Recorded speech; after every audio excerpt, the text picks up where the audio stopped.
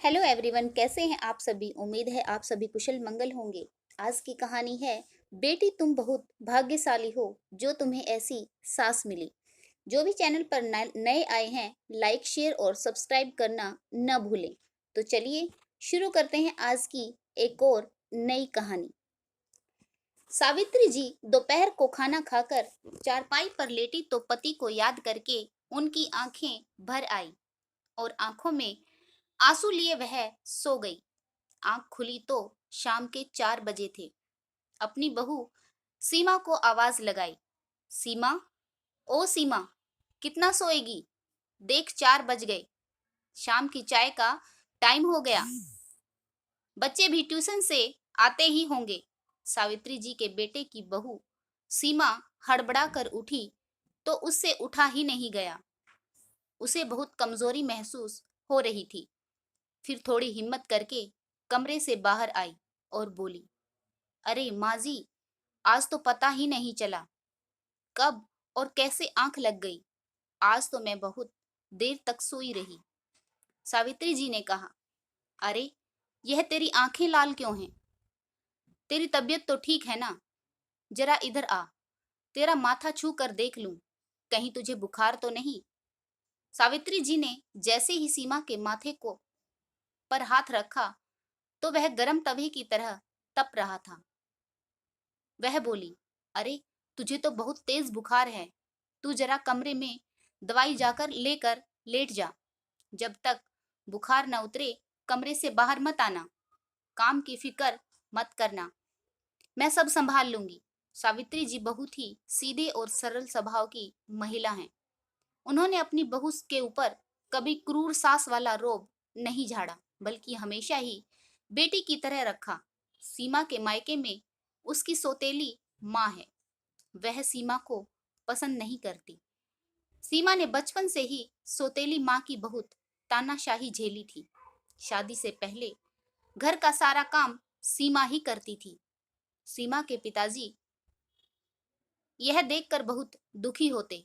उन्होंने तो सोचा था कि दूसरी शादी से सीमा को माँ मिल जाएगी, परंतु उन्हें क्या पता था कि सौतेली माँ सीमा पर इतने जुल्म करेगी। उन्होंने सीमा की छोटी उम्र में ही शादी कर दी। सोचा था कि ससुराल में सीमा सौतेली माँ की प्रताड़ना से बच जाएगी। सावित्री जी ने सीमा को बहू नहीं बल्कि बेटी समझकर व्यवहार किया। थोड़ी देर बाद बच्चे ट्यूशन से आ गए और माँ के पास पहुंचे। मम्मी, खाने के लिए कुछ बनाओ, हमें भूख लगी है। सावित्री जी दोनों बच्चों का हाथ पकड़कर कमरे से बाहर ले आई और बोली, तुम्हारी मम्मी को आराम करने दो। आज खाना मैं बनाती हूँ। बताओ, तुम्हें क्या खाना है?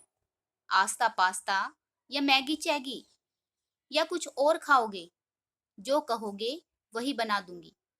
तुम्हारी मम्मी को तेज बुखार है, उसे परेशान मत करो।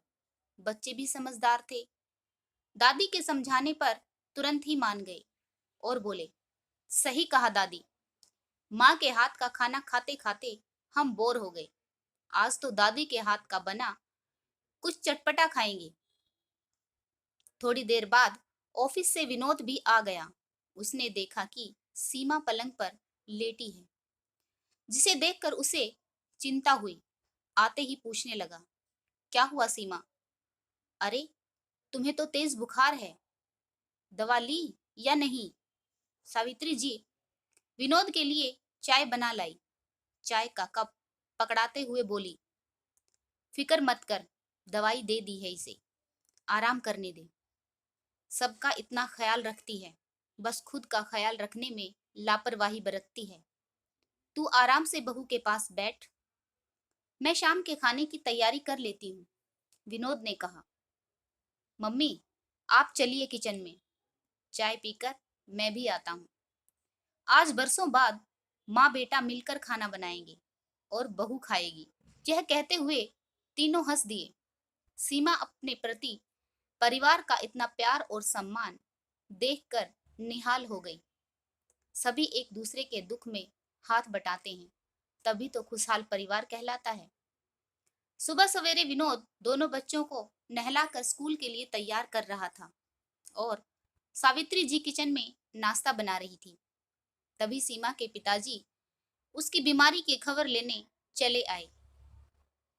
बेटी के घर में ऐसा माहौल देखकर फूले नहीं समाये।